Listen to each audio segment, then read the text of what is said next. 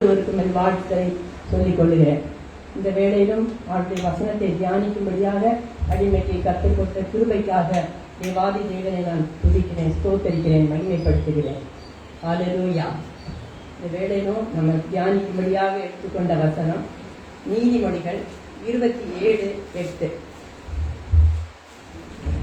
நீதிமொழிகள் 27:8 வாசிக்கலாம். தன் கூட்டை விட்டு அலைகிற குருவி எப்படி இருக்கிறதோ அப்படியே தன் ஸ்தானத்தை விட்டு அலைகிற மனுஷனும் இருக்கிறான்.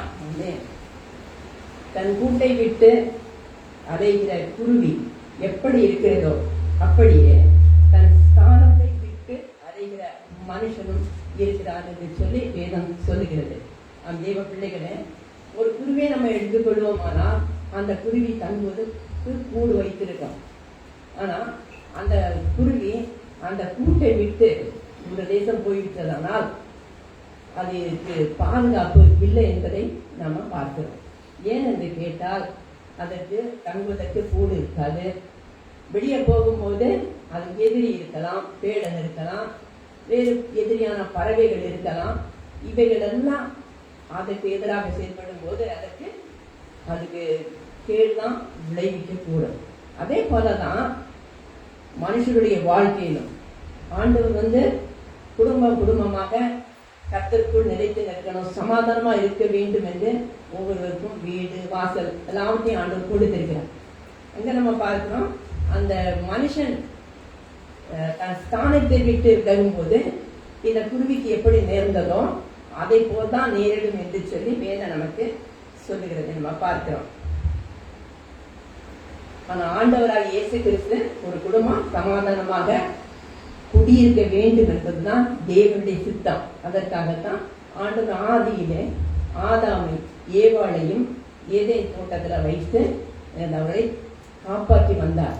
அவரை படைப்பதற்கு முன்னதாகவே அவருடைய பிள்ளைகள் சுதந்திரமாக சந்தோஷமாக வாழ வேண்டும் என்று சொல்லிதான் ஒவ்வொரு இயற்கைக்கு தேவையான எல்லாவற்றையும் அவர் படைத்தார். சூரியன், சந்திரன், நட்சத்திரங்கள், தண்ணீர்கள், பறவைகள், மிருகங்கள் எல்லாவற்றையும் படைத்து விட்டு கடைசியாகத்தான் மனுஷனை படைத்தார். இதற்காக மனுஷன் சந்தோஷமாக வாழ வேண்டும் என்று. ஆனா என்ன செய்யறாங்க, அவர் கூட்டை விட்டு அலைந்து போகிற ஒரு சூழ்நிலையில போகிறாங்க. இச்சை என்கிறது, இச்சை அந்த ஏவாளை ஏமாற்றி விட்டது. அதனால என்ன செய்யறது, துரத்தி விடப்பட்ட ஒரு சூழ்நிலைக்கு தள்ளப்பட்டார்கள் என்று சொல்லி பார்க்கிறோம். ஏனென்றால் கர்த்தர் துரத்தி விடுவதற்காக அல்ல, என்னுடைய பிள்ளைகள் சுதந்திரமாக வாழ வேண்டும் என்பதற்காகத்தான் ஆண்டவர் இந்த உலகத்துல நமக்கு வீட்டு வாசல் ஏற்படுத்தி அவரை துதிக்கும்படியாக சபைகளை ஏற்படுத்தி நமக்கு எனக்கு ஆசீர்வாதத்தை தந்திருக்கிறார். இந்த கால வேளையில கூட நாம் நம்முடைய வாழ்க்கையில எப்படி நம்ம காணப்படுகிறோம் என்பதை பற்றி நம்ம சற்று தியானிப்போம். இந்த வேளையில நம்ம பார்க்கிறோம், இளையகுமாரனை கூட இங்க நம்ம பார்க்கிறோம். அவன் வீட்டுல சௌகரியமாக வாழுகிறான், நல்ல வசதியாக வாழ்கிறான். ஆனா என்ன செய்யறான், அவனுக்கு அந்த வசதி அவனுக்கு திருப்தி இல்லை. அதனால கூட்டை விட்டுனது அவன் அலைந்து தெரிகிறவனாய் காணப்படுகிறான். அது அவனுக்கு சமாதானத்தை தரவில்லை. அவன் மிகவும் துக்கப்படுகிற ஒரு அனுபவத்தை நம்ம அங்கே பார்க்கிறோம். அதே போலதான் இந்த நாட்களிலும் மனிதனுடைய வாழ்க்கையில ஒரு திருப்தி இல்லை. இங்கு போனா நல்லா இருக்கும், அங்க போனா நல்லா இருக்கும் அப்படின்னு சொல்லிட்டு தாவி போகிற அனுபவம் தான் காணப்படுகிறது. சபைகளில கூட அதை நம்ம பார்க்கலாம். சபையில வரும்போது சத்திய வசனம் எனது எதுக்காக போதிக்கப்படுகிறது, சத்தியத்தை கேட்டு ஜனங்கள் அந்த சத்தியத்துல நிலைநின்று பரலோக ராஜ்யத்துல பிரவேசிக்க வேண்டும். இதுதான் தேவனுடைய திட்டம். ஆனா அநேகர் என்ன செய்யறாங்க, ஒரு சபையை விட்டு அடுத்த சபைக்கு போயிடுவாங்க, அங்கும் நிலை நிற்க மாட்டாங்க. அங்கு வீட்டு இன்னும் அப்படி தாவி ஒரு குரங்கு எப்படி மரத்தை விட்டு ஒரு மரத்தை விட்டு மறு மரத்துக்கு தாவி போகிறதோ அதே போலதான் இன்னைக்கு மனுஷன் என்ன செய்யறாங்க, தாவி சென்று கொண்டிருக்கிறதை நம்ம பார்க்கிறோம். ஏன் என்று பார்ப்போமானால் அவர்கள் சத்தியத்தின்படி நிலைநிற்க வேண்டும் என்ற ஒரு வாஞ்சை அவர்கள் உள்ளத்துல இல்லை. அதனாலதான் அவர்கள் என்ன செய்யறாங்க, இந்த கோழி அதற்கு இறையை போட்டா அது காலை வச்சு அப்படியே கிளறி என்ன செய்யுது, சாப்பிடும். அதே போல என்ன செய்யற, மேலிட்டா எது கிடைக்கும் அதை சாப்பிட்டா போதும் அப்படின்னு சொல்லிட்டு என்ன செய்யறாங்க, அதை விரும்புகிறாங்க. அது காரணம் சத்துரு எப்படியாவது குடும்பங்களை என்ன செய்யலாம், பிரித்து கொண்டு போகலாம். இதுதான் சத்துருவனுடைய சதி மோசம் என்று சொல்லி நம்ம பார்க்கிறோம். இப்ப இதற்கெல்லாம் காரணம் எதுன்னா மனுஷனுக்கு ஆண்டவர் கொடுத்திருக்கிற இருதயம் தான். இருதயம் தான் எல்லாவற்றையும் வந்து கண்ட்ரோல் பண்ணுகிறத நம்ம பார்க்கிறோம். எரேமியாவின் புஸ்தகத்தில் நம்ம பார்க்கிறோம். எரேமியா 17வது அதிகாரம் 9வது வசனம் வாசிக்கலாம். எல்லாவற்றை பார்க்கிலும் இருதயமே திருக்குள்ளதும் மகா கேடுள்ளதுமாய் இருக்கிறது, அதை அறியத்தக்கவன் யார்?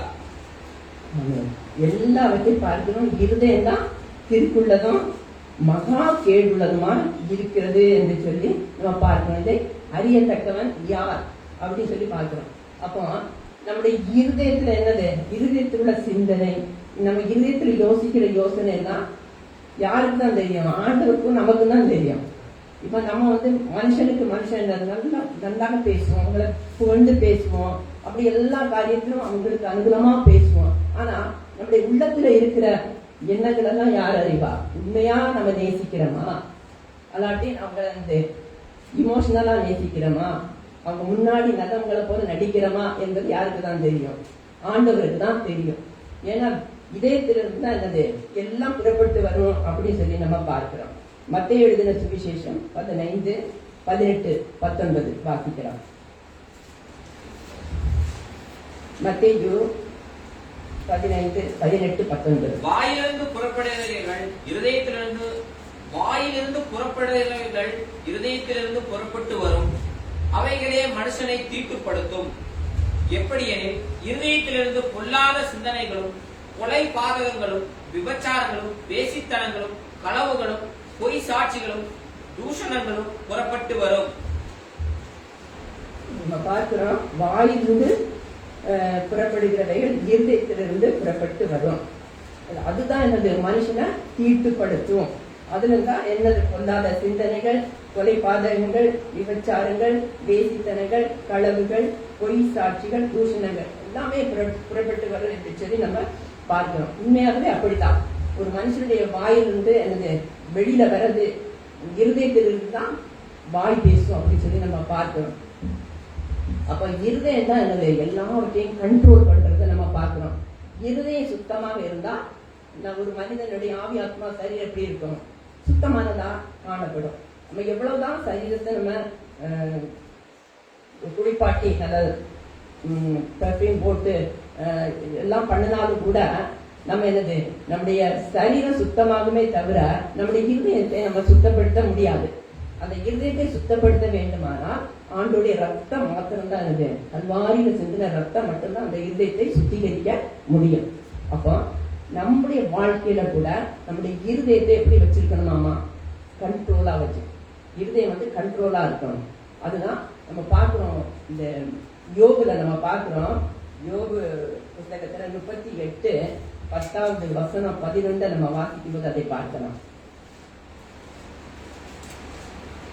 கடல் அலைகளை குறித்து அங்கே சொல்லப்பட்டிருக்கிறது. நான் அதற்கு எல்லைகளை குறித்து அதற்கு தாழ்பால்களையும் கதவுகளையும் போட்டு, இம்மட்டும் வா, மிஞ்சி வராதே, உன் அலைகளின் பெருமையை இங்கே அடங்க கடவுது என்று நான் சொல்லுகிற போதும் நீ எங்கே இருந்தாய்? நம்ம பார்க்கிறோம், இம்மட்டும் வா, மிஞ்சி வராதே. யாருக்கு கட்டளை எடுக்கிறார்? கடல் அலைகளுக்கு. நமக்கு தெரியும், கடல்ல அலைகள் ஓயாது, அலைகள் அப்படி அப்படி வந்து கொண்டே தான் இருக்கும். ஆனா இந்த கடல் அலைகள் வந்து அதுக்கு எல்லைகளை விட்டு தாண்டி வரும்போது என்னது பயங்கர விபத்துகள் இருக்கிறத நம்ம பார்க்கிறோம். சுனாமி எல்லாம் வந்து அநேகர் என்னது சாகடிச்சு அப்படின்னு சொல்லிட்டு நம்ம பார்க்கிறோம். ஆம், நம்ம அந்த எல்லையை விட்டு வெளியே வரும்போது அங்க பிரச்சனைகள் தான் வரும், கஷ்டங்கள் தான் வரும் என்று சொல்லி பார்க்கிறோம். அதே போலதான் நம்முடைய இருதயத்திலே ஆண்டவர் ஒரு எல்லையை வைத்திருக்கிறார். அந்த எல்லையை விட்டு நம்ம வெளியே வரும்போது அங்க பிரச்சனை வரும். இன்றைக்கு நம்ம உலகத்தை நம்ம பார்க்கிற வேளையில உலகத்துல அநேக ஜனங்கள் இப்படிலாம் காணப்படுகிறாங்க. அவர்கள் எல்லையை விட்டு என்ன மீறி வருகிறார்கள், கண்ட்ரோல் இல்லை. அப்போ இருதயத்திலிருந்து அவங்க என்ன செய்யறாங்க? வாய் கோபம் வந்தா இஷ்டத்துக்கு பேசுறாங்க, அப்படி பார்க்கிறோம். அப்போ ஆண்டவர் நம்மகிட்ட என்ன எதிர்பார்க்கிறாரு? நம்முடைய வாய்க்கு காவல்.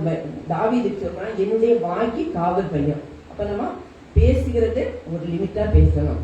நம்முடைய பார்க்கிறது ஒரு லிமிட்டேஷன் இருக்கணும், நம்ம கேட்கறதுக்கும் லிமிட்டேஷன், எல்லாத்துக்கும் ஆண்டவர் ஒரு எல்லையை வச்சிருக்கிறாரு.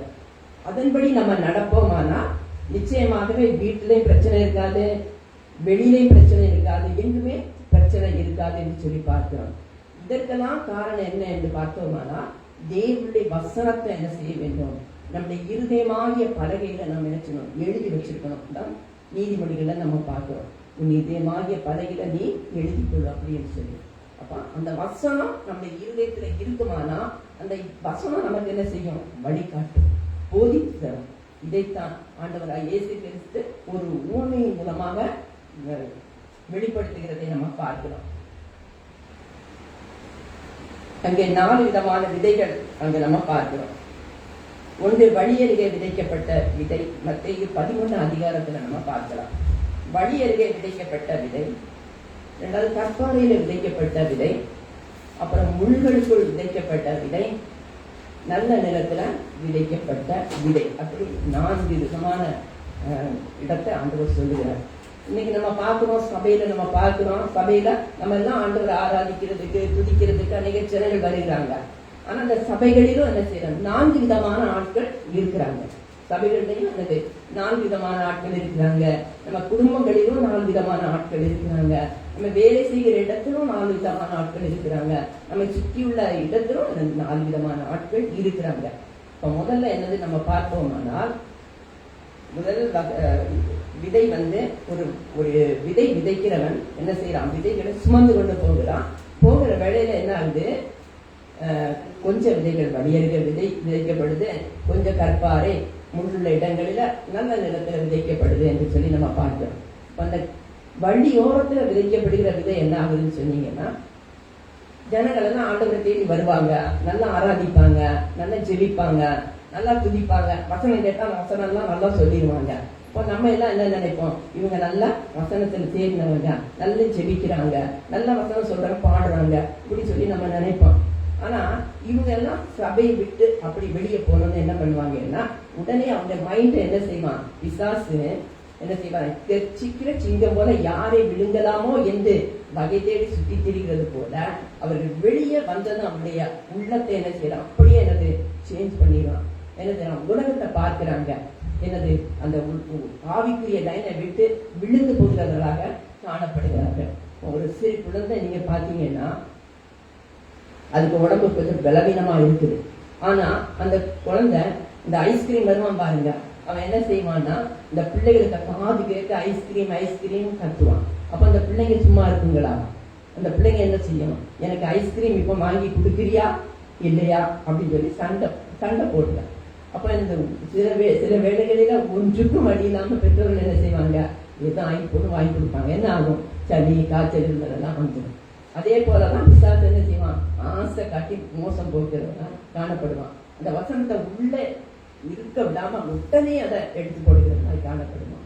பல வருடங்களுக்கு முன்னதாக நாங்க பேர் பக்கம் இருந்த போது ஈவினிங் டைம்ல பிரேயருக்கு பல வீடுகளுக்கு போவது வழக்கம். ஒரு வீட்டுக்கு போனப்ப அந்த ஒரு குடும்பத்துல மாத்தோமோ சபைக்கு போயிட்டு இருந்தாங்க, ஹஸ்பண்ட் வீட்டு. அப்ப அங்க போன போது அந்த வீட்டின் தலைவருக்கு கழுத்து வலியா இருந்துச்சு. கழுத்து ரொம்ப கஷ்டப்பட்டாரு, பார்க்க முடியல, எதுவும் பண்ண முடியல. அப்ப ஜெபித்து விட்டு அவருக்கு அதுல ஒரு விடுதலை கிடைச்சிச்சு. அப்போ மறுபடியும் என்ன பண்ணோம், சரி நம்ம போய் ஜெபிக்கலாம், அவங்களுக்கு ஆறுதலா இருக்கலாம், அவங்களுக்கு கொஞ்சம் வளரணும், விசுவாசத்துல வளரணும் அப்படின்னு சொல்லி நம்ம போனப்போ அந்த அம்மா, வீட்டுக்கார அம்மா சொல்றாங்க, எங்களுக்கு இயேசுவை பத்தி நல்லாக தெரியும், எங்க சபைக்கு நாங்க போகிறோம், எல்லாமே தெரியும், அதனால நீங்க வேற பக்கம் போய் தெரியாதவங்களுக்கு சத்தியத்தை சொல்லுங்க அப்படின்னு சொல்லி சொன்னாங்க. அப்போ இவங்களெல்லாம் எப்படிப்பட்டவங்கன்னு நம்ம பார்த்தோம்னா, ஆண்டவரும் வேணும், என்னது வெளியே போனதும் உலகம் வேணும், சபைக்குள்ள மட்டும்தான் ஆண்டவர் வேணும், வெளியில உலகம் வேணும்னு சொல்லி உலகத்துக்கு வேஷம் தரிக்கிறவர்களாக காணப்படுகிறார். அப்படிப்பட்டவர்கள் என்னது நிலையாக எதிரியும் நிற்கவே முடியாது. இரண்டாவதாக நம்ம பார்த்தோம்னா கற்பாறையான இடத்துல, அந்த கற்பாறையான இடத்துல விழுந்த விதை என்ன ஆகுதுன்னா, அந்த கொஞ்சம் அந்த விதையில கொஞ்சம் ஈரப்பதம் இருக்கிறதுனால கொஞ்சம் அப்படி முளைக்குது. ஆனா என்னது வெயில் அது பட்ட உடனே அப்படியே சுருண்டு போகிறது என்று சொல்லி நம்ம பார்த்தோம். இவருடைய இருதயத்தை நம்ம பார்த்தோம்னா இவருடைய இருதயம் எப்படி வசனத்தை ஏற்றுக்கொள்ளணும்னு ஆவல் இருந்தாலும் அந்த இருதயம் அப்படின்னா கடினமான இருதயமா இருக்கிறது. நம்ம வேதத்துல பார்க்கிறோம், பார்வோனை நம்ம பார்க்கிறோம். இஸ்ரவேல் ஜனங்களை என்னது ஆண்டவர் வந்து கானான் தேசத்துக்கு அழைத்து போகும்படி மோசேக்கு கட்டளையிடுவார். அவன் வந்து பார்வோனத்தை கேட்கும் போது பார்வனது அவன் வந்து விடுறதுக்கு மனசு இல்லை. ஆனா விடாத பட்சத்துல உனக்கு பலவிதமான என்னது சோதனைகள் வரும், வாதைகள் வரும் அப்படின்னு சொல்லிட்டு எச்சரிப்பு கொடுக்குறான். எச்சரிப்பு கொடுத்த மாத்திரத்துல அவன் அதை குறிச்சு கேட்கிறான். அப்ப கேட்டுட்டு அப்ப முதல் வாதம் வருது. அப்ப என்னது நான் ஜனங்களை நான் அனுப்பி விடுறேன்னு சொல்றான், விட மாட்டேங்கிறான். இப்படி 10 வாதைகள் ஒன்றன் பின் ஒன்றாக வந்தும் கூட அவனால என்னது 9 வாதைக்கு வரைக்கும் அந்த இருதயம் கடினப்பட்டதை நம்ம பார்க்கிறோம். அப்போ அதே போலதான் இன்னைக்கு மக்களும் என்ன செய்யறாங்க, சத்திய வசனத்தை கேட்கிறாங்க. ஆலயத்துக்குள்ள இருக்கும்போது என்ன செய்ய தீர்மானம் எடுக்கிறாங்க. யாரெல்லாம் ஆண்டோடைய பிள்ளைகளா நடக்க விரும்புகிறீங்க, அவருக்காக ஒப்பு கொடுக்குறீங்கன்னா எல்லாம் ஓகே பண்ணி சொல்லிடுவாங்க. ஆனா அவங்க வெளியில போனது என்ன ஆகும், வெளியில உள்ள காட்சிகள், வெளியில உள்ள உலக ஆசை அவர்களை விடாத பட்சத்துல என்ன ஆகும், அவர்கள் அதை தேடிதான் போவார்களே தவிர மறுபடி அவர்களுக்கு வந்து கர்த்தருக்காக வாழ வேண்டும் என்ற மனசு இருக்காது. கடினப்பட்டே காணப்படும். ஒரு சிலருக்கு நம்ம அட்வைஸ் பண்ண அவங்க சொல்லுவாங்க, இப்பொழுது ஆண்டவரை தேடாண்டான், சிலுவையில 2 கள்ளமாறு இருந்தாங்க, அங்க இருந்து கடைசி நேரத்துல அந்த சிலுவையில இருந்த கண்ணனுக்கு என்ன செஞ்சாரு, ஆண்டவர் மீட்பு கொடுத்தாரு, அதனால கடைசியில தேடிக்கலாம், இப்ப வயசு இல்ல, கொஞ்சம் உலகத்தை அனுபவித்து விட்டு நம்ம மறுபடியும் ஆண்டவரை தேடலாம் அப்படின்னு சொல்லுவாங்க. அப்படி அவங்களுடைய இருதயத்தை அவங்க என்ன செய்யறாங்க, பிசாசு கடினப்படுத்தி வைக்கிறான். அவர்களும் என்ன செய்யறாங்க, ஆண்டவருடைய ரட்சிப்பை இழந்து போகிறவர்களாக காணப்படுகிறார்கள். 3வது நம்ம பார்த்தோமானால், 3வது முள்ளுள்ள இடங்களில் விதைக்கப்பட்ட விதை என்று சொல்லி நம்ம பார்க்கிறோம். அந்த முள்ளுள்ள இடங்களில ஒரு விதை விதைக்கப்பட்டா என்ன ஆகும்னா, அந்த விதையும் என்ன ஆகும்னா முளைத்து எழும்பும். கண்டிப்பா அந்த விதை முளைக்கும்.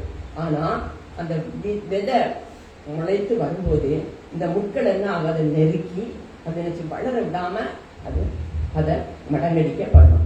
அதே போலதான் நம்முடைய வாழ்க்கையில கூட நாம என்ன செய்வோம், நம்முடைய வசனத்தை நம்ம கேட்போம், இந்த வசனத்தின்படி நடப்போம் என்று சொல்லி கர்த்தருடைய சமூகத்துல நம்ம ஒப்பு கொடுப்போம். அப்ப ஒப்பு கொடுத்துட்டு நம்ம என்ன பண்ணுவோம், நம்ம ஜீவிக்கிற வேலையில பிசாசு என்ன செய்வான், மெதுவா வருவான். அந்த ஏதேன் தோட்டத்துல அப்படிதான் வந்தான். யார்கிட்ட, ஏவாள்கிட்ட. ஆதாம் இல்லாத போது என்ன செய்வான், மெதுவா வந்தான். வந்துட்டு என்ன கேட்டான், இந்த தோட்டத்தில் உள்ள இந்த மரத்தின் கனியை புசிக்க கூடாதுன்னு சொன்னாரோ அப்படின்னு சொல்லி தந்திரமாதான் நுழைவான். அப்படி நுழைஞ்சு என்ன பண்ணுவான், அந்த உலகத்தில் உள்ள கவலைகள், உலகத்தில் உள்ள ஆசைகள் நெருக்கும் போது என்ன ஆகும், மெதுவா நம்மளும் என்ன செய்வோம், அதை விட்டு வசனத்தை விட்டு விட்டு என்னது வழி விலகி போகிறவர்களாய் காணப்படும். ஏன்னா வேதம் சொல்லுகிறது வசனம் ஜீவனம் வல்லமையும் உள்ளதுன்னு சொல்லி, அந்த வசனம் தான் நம்முடைய வழிக்கு பாதை காட்டும் அப்படின்னு சொல்லி, வசனம் கால்களுக்கு தீபமும் பாதைக்கு வெளிச்சமுமா இருக்கிறது என்று சொல்லி வேதம் சொல்லுகிறது. இதெல்லாம் மறந்துட்டு என்ன பண்ணுவோம், நம்ம உலகத்துக்கானவர்களை தேடுவோம். அப்போ சில பேருக்கு என்ன ஆகும்னு பாத்தீங்கன்னா, பணத்தின் மீது ரொம்ப ஆசை வரும். அப்போ அந்த பணத்தின் மேல என்ன செய்வாங்க, விழுந்துருவாங்க, அந்த உலக இச்சையில விழுந்துருவாங்க. அந்த நெருக்கடி அவங்கள வந்து அமிழ்த்திடுவாங்க. அப்போ என்னதான் நம்ம சொன்னாலும் ஒருத்தருக்கு பணத்தின் மீது ஆசை இருக்குமானா, அவர்கள் விரும்புகிறது எதாக இருந்தாலும் அதன் மீது அவர்களுக்கு ஆசை இச்சை அவர்கள் வைத்திருப்பார்கள். ஆனால் என்ன, அந்த ஆசை இச்சை என்னது, அதன் பக்கமாகவே இழுத்து கொண்டு போகும் அப்படின்னு சொல்லி நம்ம பார்க்கிறோம். இதனாலதான் வேதம் நமக்கு எச்சரிக்கும், நீ வந்து நல்லவர்கள் கூட்டத்தில் தான் இருக்கணும், தீவர்களுடைய துன்மார்களுடைய ஆலோசனையை நடவாமல், பாவிகளுடைய வழியில் இல்லாமலும், பரியாசக்காரர் உட்கார்விடத்தில் உட்காராமலும், கர்த்தருடைய வேதத்தில் தியானமா இருந்து இரவும் பகலும் அவருடைய தியானமா இருக்கணும் அப்படி சொல்லிட்டு வேதத்தில் நம்ம பார்க்கிறோம். இதெல்லாம் என்ன ஆகுறது, இந்த பணம் வந்ததும் அதெல்லாம் மறந்து போகும். அந்த பணத்துக்கு பின்னாக ஓடும் போது என்ன நடக்கிறது என்று சொல்லி பார்த்தோம்னா, அந்த பணம் என்னது, மனுஷனை விழத்தள்ளும் என்று சொல்லி பார்க்கிறோம். வேதத்துல கூட நம்ம வசனத்தை பார்க்கிறோம். எபிரேயர் 13:5 நம்ம பார்க்கிறோம், வாசிப்போம். எபிரேயர் 13:5.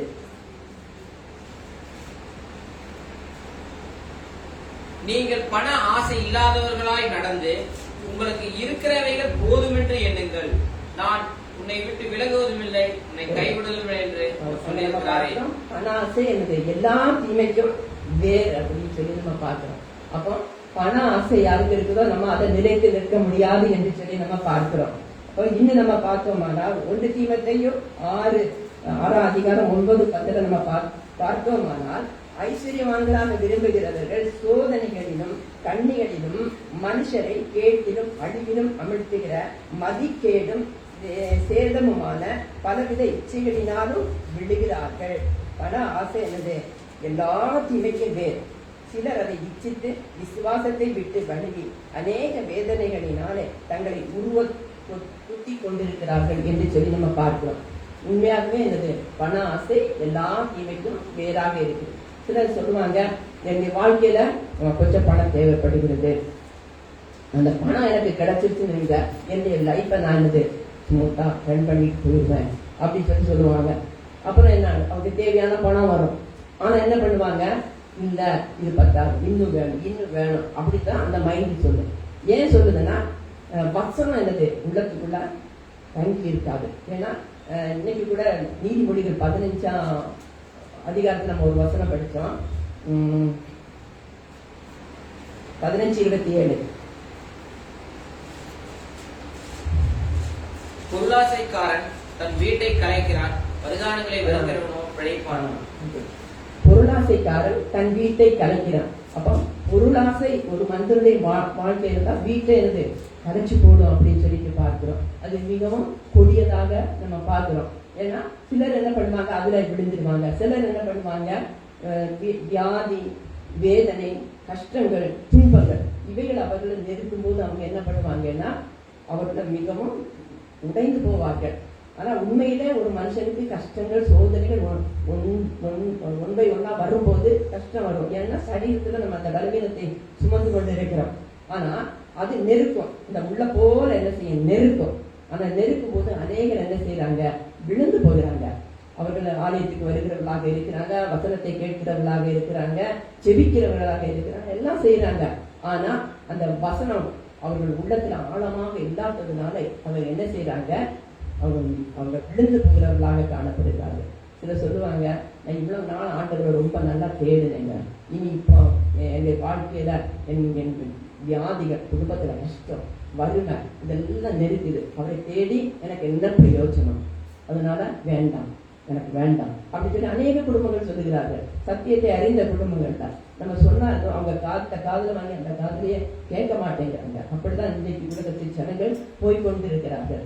ஆனா எனக்கு அந்த வசனத்தின்படி நம்ம நிற்போமானாதான் நம்ம என்ன செய்ய முடியும், நிலைத்து நிற்க நம்ம முடியும் அப்படின்னு சொல்லிட்டு பார்க்கிறோம். அப்போ இந்த 3 விதைகளும் நம்ம பார்த்தோம். 4வது விதை நல்ல விதத்துல, நல்ல நிலத்துல விதைக்கப்படுகிற ஒரு அனுபவத்தை நம்ம பார்க்கிறோம். அப்போ இந்த நல்ல நிலத்துல விதைக்கப்பட வேண்டுமானால் அந்த நிலம் என்ன செய்ய வேண்டும், பண்படுத்தப்பட வேண்டும். நம்ம பார்க்கிறோம் சில இடத்துல ரொம்ப முள்ளு காடா இருக்கும். அப்ப அதை என்ன செய்வாங்க, ஒரு வீடு வைக்கலாம் அப்படின்னு சொல்லி அதை வாங்குவாங்க. வாங்குறவங்க அந்த அதே இருக்கிற நிலத்தோடு அதை செய்ய பார்த்தாங்க. அந்த நிலத்துல உள்ள களைகள், முட்கள் எல்லாத்தையும் என்ன செய்வாங்க, பொறுக்கி போட்டுருவாங்க. அந்த நிலத்தை சமப்படுத்தி அதன் வீடு கட்டுவாங்க. அதே போலதான் ஒரு செடி நம்ம வளர்க்க வேண்டுமானா, ஆசைப்பட்டு ஒரு செடியை வாங்கிட்டு வரோம்னு இல்லையா, அதை வளர்க்கறதுக்கு நம்ம என்ன செய்வோம், நிலத்தை நல்லா தோண்டுவோம், நல்லா உரம் போடுவோம், தண்ணி போடுவோம், அப்புறம் இந்த செடியை வச்சு வளர்த்து வருவோம். இந்த செடிக்கு என்ன டெய்லி நம்ம தண்ணி போடுவோம். அது மட்டுமல்ல, அந்த செடியில பக்கத்துல ஏதாவது களைகள் நுழைத்ததால என்ன செய்வோம், அந்த களைகள் எல்லாம் நம்ம புடுங்கி போடுவோம். அப்படி அழகா வளர்க்கும் போதுதான் அந்த நிலம் என்னது நல்ல கனிகளை கொடுக்கும் அப்படின்னு சொல்லிட்டு நம்ம பார்க்கிறோம். அப்போ அதே போலதான் நம்முடைய வாழ்க்கையிலும் ஆண்டவரை விரும்புகிறார். நம்முடைய இருதயம் எப்படி இருக்கணுமா, ஒரு நல்ல நிலமாக காணப்பட வேண்டும். இந்த இருதயத்துல நல்ல நிலமாக காணப்பட்டாதான் அந்த இருதயத்துக்கு பொருளாதார சிந்தனைகள் எல்லாம் வராது, இருதயம் சுத்தமாக காணப்படும். அப்போதுதான் தேவன் கொடுக்கிற வசனம் என்ன, நம்முடைய இருதயத்துல அது பதிந்திருக்கும். நம்முடைய வாழ்க்கையில நம்ம அனுபவிச்சிருக்கோம். நம்முடைய முற்கால வாழ்க்கையில நம்ம பார்க்கிற வேலையில நாம ஆலயத்துக்கு வருவோம், ஆலயத்துக்கு அந்த கர்த்தரை துதிப்போம், எல்லாவற்றிலும் பங்கெடுப்போம். ஆனா நம்முடைய உள்ள எப்படி காணப்படும், வழியருகே விதைக்கப்பட்டதே போல, முட்களில விதைக்கப்பட்டது போல, கற்பாறையில் விதைக்கப்பட்டது போல என்னுடைய சாத்தானுக்கு ஒப்பு கொடுத்துள்ளாய்க்கா போய்விட்டோம். ஆனா இப்ப கர்த்தரை நம்ம அறிஞ்சிட்டோம். அறிஞ்சதுனால நம்ம என்ன செய்யறோம்? நம்முடைய ஆண்டவர் கொடுக்கிற வசனத்தை நம்ம என்ன செய்யறோம்? இருதயமாகிய பலகையில நம்ம எடுத்து வைத்திருக்கிறோம். அதன்படி நடப்பதற்கு நம்ம ஒப்பு கொடுக்கிறோம். பாருங்க, அப்ப நம்ம அப்படிப்பட்ட ஒரு ஜீவியம் செய்யும் போதுதான் நம்ம கனி கொடுக்க முடியும். யோசேப்பாதான் செய்தான், அதனால கனி கொடுக்கப்பட்டான். கனி கொடுத்தான், அவனை ஆண்டவர் ஆசீர்வதித்தார் என்று சொல்லி நம்ம பார்க்கிறோம். நம்முடைய வாழ்க்கையிலும் கூட நம்ம நல்ல நிலைக்கு விதைக்கப்பட்டு நம்ம ஒரு நல்ல செடியா நம்ம இருக்கிறோம் ஐயா. இதை நம்ம என்ன செய்யணும்? நம்முடைய வாழ்க்கையை முழுசும் காத்துக்கணும். காத்து கொண்டால் மாத்திரமே தான் பரலோகத்தின் பாக்கியத்தை நம்ம பெற்றுக்கொள்ள முடியும். இடையில போனோம்னா அதுவும் இல்லை இதுவும் இல்லைன்னு சொல்லி நம்ம வெட்கப்பட்டு போகிறவர்களாக நம்ம காணப்படும். இதற்கு நம்ம என்ன செய்ய வேண்டும் என்றால், நம்ம நமக்கு கொடுக்கிறதுல ஒரு திருப்தியோடு நம்ம வாழ வேண்டும். இப்ப சிலர் பார்த்தீங்கன்னா இக்கரைக்கு அக்கறை பச்சை அப்படின்னு சொல்லிட்டு என்ன நினைப்பாங்க. இப்ப நம்ம இளையகுமாரன் நினைத்தது போல அவன் எல்லாம் சம்பூர்ணமா வாழ்ந்தாலும் அவனுக்கு அதை விட அவங்க வேற பக்கம் அவனுக்கு சந்தோஷமா இருந்ததுனால என்ன செஞ்சான்? அது பிரிந்து போனான் என்று சொல்லிட்டாங்க. அது போல இன்றைய நாட்களில் நம்ம பார்த்தோம்னா அநேகர் என்ன செய்யறாங்க? தங்களுக்கு குடும்பத்துல போதிய வசதிகள் இருக்கும், ஆனாலும் இவர்களுக்கு ஒரு ஆசை, வெளிநாடுகளுக்கு சென்று நிறைய சம்பாதிச்சுட்டு வரணும் அப்படின்னு சொல்லிட்டு ஒரு ஆசை வரும்போது என்ன செய்யறாங்க? போயிடுறாங்க. அப்போ வயதான காலத்துல இவர்களுக்கு பெற்றோர்களை கவனிக்க முடியாது. பிள்ளைகள் ஒரு பக்கம், பெற்றோர்கள் ஒரு பக்கம், அப்படியாக காணப்படுவார்கள். அது மாத்திரமல்ல, சிலர் என்ன பண்ணுவாங்க? நாங்கள் முன்னின காலத்துல நாங்கள் ரொம்ப சம்பூர்ணமா வாழ்ந்தோம், நல்ல செல்வாக்கா வாழ்ந்தோம், இப்ப அது இல்லை, அதையே நினைச்சு கொண்டே இருப்பாங்க. நான் அப்படி வாழ்ந்தேன், இப்படி வாழ்ந்தேன். நிறைய குடும்பங்கள்ல கூட நம்ம இதை பார்க்கலாம். திருமணமாகி வந்திருப்பாங்க, ஆனா திருமணமாகி அந்த குடும்பம் கட்ட வேண்டும் என்பதான் தேவனுடைய சித்தம். ஆனா என்ன பண்ணுவாங்க? கணவன் மனைவிக்குள்ள சண்டை. என்னன்னு பார்த்தா மனைவி சொல்லுவா, நான் ரொம்ப சௌகரியமா வாழ்ந்தேன், ஆனா இங்க வந்தது பிறகு எனக்கு அந்த மாதிரி வசதி வாய்ப்பு இல்லை, நான் கஷ்டப்படுறேன் நீ அப்படின்னு சொல்லி கணவன் மீது கோவப்படுவது, கணவன் மனைவி மீது கோவப்படுவது, பிள்ளைகள் பெற்றோர் மீது, பெற்றோர் பிள்ளைகள் மீது. இதுதான் நிறைய காரியங்கள நடக்கிறத பார்க்கிறோம். அப்ப நம்ம கொடுக்கிறது போதும் என்கிற மனதுடனே கூடிய தேவ பக்தியே மிகுந்த ஆதாயமும் வேதம் சொல்லுகிறது. அதன்படி நம்ம நடப்போமானா நமக்கு என்னது? நிச்சயமாகவே நமக்கு ஆசீர்வாதம் உண்டு என்று சொல்லி நம்ம பார்க்கிறோம். அப்புறம் நம்ம என்ன பண்ணணும்னா திரும்பி பார்க்க கூடாது. கடந்ததை நினைத்து நம்ம கவலைப்படக்கூடாது. அது என்னது? நமக்கு நடக்க போறதை நம்ம பார்க்கணும். நம்ம வாழ்க்கையில அநேக முறை நம்ம என்ன செய்யறோம்? அதைத்தான் நினைப்போம், நடக்க போறதை நினைக்க மாட்டோம். கடந்ததை நினைச்சு கவலைப்பட்டுட்டே இருப்போம். அது நினைக்க கூடாது. நம்ம நடக்க போறது, அது எப்படி நம்ம நடக்க போறோம்னா, நம்முடைய இருதயம் ஒரு நல்ல நிலத்துல விதைக்கப்பட்ட விதையாக இருக்குமானா நம்ம என்ன செய்யணும்? அதெல்லாம் நம்ம பார்க்க மாட்டோம். வேண்டாம், என்ன அழைத்த தேவன் அவர் நிச்சயமாக நடத்துவார். அவருடைய வசனம் என்னை உயிர்ப்பிக்கும். அந்த வசனம் ஜீவனுள்ள வசனம். அவருடைய வசனத்தை நம்பும் போது எனக்கு இறுதி வரைக்கும் என்னை பாதுகாக்கும் அப்படின்னு சொல்லிட்டு நம்ம உறுதியாக நம்ம இருப்போம். இன்னும் சில வேளைகளில ஆண்டவர் சோதனைகளை அனுப்புவது நம்முடைய விசுவாசத்தை பலப்படுத்துவதற்கு செய்வார். இன்னைக்கு மகள் சொன்னது போலதான், நமக்கு பாடுகள் உபத்திரவங்கள் வராவிட்டா தேவனோடு உள்ள ஐக்கியம் இவ்வளவு க்ளோஸா நம்ம இருக்கவே யாரும் இருக்க மாட்டோம். வேதம் சொல்லுகிறது, அவருடைய பாடுகளுக்கு நீங்கள் பேருந்துல சொல்லப்பட்டிருக்கிறது, அவருடைய பாடுகளுக்கு நீங்கள் பங்காளிகள் ஆனா பாக்கியவான்கள். அப்ப இது ரொம்ப கடினமான ஒரு காரியம். நம்ம நினைப்போம் நம்முடைய வாழ்க்கையில கொஞ்சம் கஷ்டம் நம்ம நினைப்போம், ஜெபிப்போம், நல்லா ஜெபிப்போம், இந்த கஷ்டம் எல்லாம் மாறிடும், நமக்கு ஒரு நல்ல காலம் பிறக்கும், நல்ல காலம் வந்துடும். ஆனா தேவனுடைய பிள்ளைகளுடைய வாழ்க்கையில அதை நம்ம எதிர்பார்க்கவே முடியாது. என்னதான் இருந்தாலும் நம்ம ஆண்டவரோடு கூட நெருங்க அந்த பிசாசு என்ன செய்வானா, இவங்க எப்படி வழி விலக தள்ளலாம், இவரை எந்த பக்கம் கொண்டு போகலாம் என்று சொல்லி அவன் சீக்கிர சிங்கம் போல பக்கத்திலேயே வந்துட்டு இருப்பான். அப்ப நமக்கு வசனம் கொடுக்கப்பட்டிருக்கிறது. இந்த வசனம் நம்முடைய உள்ளத்துல இருக்குமானா நம்ம என்ன சொல்லுவோம்? அவன் அப்படித்தான் வருவான். ஆனா நம்முடைய ஏசப்பா உள்ளத்துல இருக்கும்போது நம்மள எதுவும் சேதப்படுத்த முடியாது. ஏன்னா சர்ப்பங்களையும் தேள்களையும் மிதிக்கவும் சத்துடைய சகல வல்லமை மேற்கொள்ள உங்களுக்கு அதிகாரம் கொடுத்திருக்கிறேன் ஆண்டவர் சொல்லுகிறார். ஹல்லேலூயா. கர்த்தர் தேவனுடைய அதிகாரத்தை கொடுக்கிறார். அதிகாரத்தை கொடுக்கிறார். அதிகாரத்தை நம்ம கையில வாங்கி சும்மா இருக்கக்கூடாது. இயேசுவின் நாமத்தினால நம்ம என்ன செய்யணும்? ஜெயம் எடுக்கணும். இன்றைக்கு ஒரு உபத்திரம் வந்ததா ஐயோ என்று போகக்கூடாது. இல்ல, ஏசப்பா கூட இருக்கிறார், என்னை மேற்கொள்வதற்கு பலன் தருவார், அவருடைய பலத்தினால நான் நிச்சயமாக ஜெயம் எடுப்பேன் என்கிறதான எனக்கு விசுவாசம் என்னது நமக்கு வேண்டும். அப்படி இருக்கும் போதுதான் என்ன செய்ய முடியும்? நம்ம ஜெயத்தை பெற்றுக்கொள்ள முடியும். இந்த நகோமியுடைய வாழ்க்கையில நம்ம பார்த்தோம். அவளுக்கு ஆண்டவர் நல்ல நிலைமையை கொடுத்திருந்தாரு. அவ அங்க போயிட்டா, மோவாப் தேசத்தை போனா சஞ்சலத்தை அனுபவிச்சான்னு சொல்லி பார்க்கிறோம். இந்த ஆண்டவர் நம்ம அப்படிப்பட்ட சூழ்நிலைக்கு போய்விடக்கூடாது என்பதற்காகத்தான் அந்த ஏதேன் தோட்டத்தில் இழந்த ஆசீர்வாதத்தை மறுபடியுமாக ஆண்டவர் என்ன செய்தாரு? நமக்கு தரும்படியாக தான் கல்வாரி சிலுவையில் என்ன செய்து அவருடைய ரத்தத்தை சிந்தினாரு. மகனே மகளே, உனக்காக இந்த ரத்தத்தை நான் சிந்தித்தேன், நீ இந்த இருதயத்தை எனக்கு தான், உனக்காக நான் மரித்தேனே, எனக்காக நீ என்ன செய்தா அப்படின்னு சொல்லி ஆண்டவர் நம்மகிட்ட கேட்கிறாரு. ஆனா வேதம் சொல்லுகிறது, இக்காலத்து பாடுகள் இனி வெளிப்படும் மகிமைக்கு ஒப்பிடத்தக்கவைகள் அல்ல என்று சொல்லி வேதம் சொல்லுகிறது. ஏன்னா பாடுகளை பார்த்து என்ன செய்யக்கூடாது? இந்த நாட்கள்ல நம்ம சோர்ந்து போகக்கூடாது. ஒவ்வொருவருடைய வாழ்க்கையில பாடுகள் கொஞ்சம் பரவாயில்லாம இருக்கும், ஒவ்வொருவருடைய வாழ்க்கையில அதிகமா இருக்கும். இந்த கடல் அலைகள் பார்த்தீங்கன்னா சில சீசன்லாம் பயங்கரமா அடிக்கும். கொஞ்சம் டிஸ்டன்ஸ்ல கூட வீடுகள சவுண்டு கேட்கும், அடி அடி நடிக்கும். அதே மாதிரி என்னது இருக்கும். ஆனாலும் என்னது, கர்த்தரை நம்ம நம்பி இருக்கும்போது, அப்படியே வசனத்தை நம்ம சார்ந்து இருக்கும்போது கர்த்தர் என்ன செய்வாரு? நம்ம நிச்சயமாகவே கைவிட மாட்டார். கடைசியாக அவருடைய வசனத்தை நம்ம சார்ந்து இருக்கும்போது, அவங்க கர்த்தரை நம்ம நம்பி இருக்கும்போது என்ன நடக்கும்னு பார்த்தோம்னா, எரேமியா 17:7-8 கர்த்தர் மேல் நம்பிக்கை வைத்து கர்த்தரை தன் நம்பிக்கையாக கொண்டிருக்கிற மனுஷன் பாக்கியவான். அவன் தண்ணீர் எண்ணெயிலே நாட்டப்பட்டதும் கால்வாய் ஓரமாய் தன் வேர்களை விடுகிறதும் உஷ்ணம் வருகிறதை காணாமல் இலை பச்சையாய் இருக்கிறதும் மழை தாட்சியான வருஷத்திலும் வருத்தமின்றி தப்பாமல் கை கொடுக்கிறதுமான மரத்தை இருப்பான். கர்த்தருடைய வசனத்தை நம்பி அவரை நம்புகிறவர்கள் வறட்சி வந்தாலும், சோதனை வந்தாலும், துன்பம் வந்தாலும், பணம் வந்தாலும், ஏற்றுக்கொண்டாலும் நம்ம ஆண்டோடைய சமூகத்தை விட்டு விலகி போக மாட்டோம்.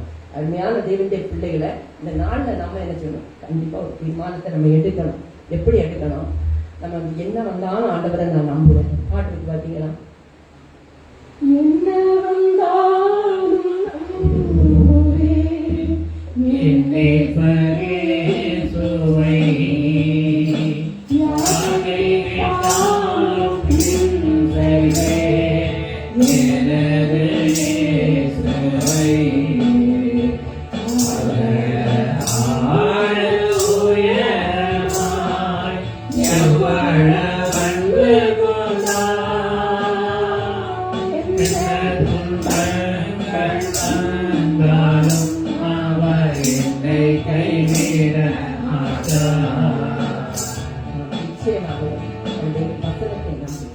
வசனத்தை சார்ந்திருக்கிறவரை அவர் கைவிடவே மாட்டார்.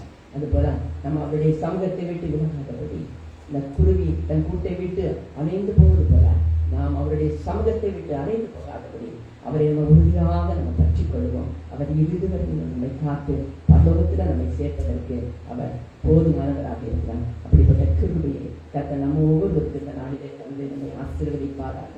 ஆமென்.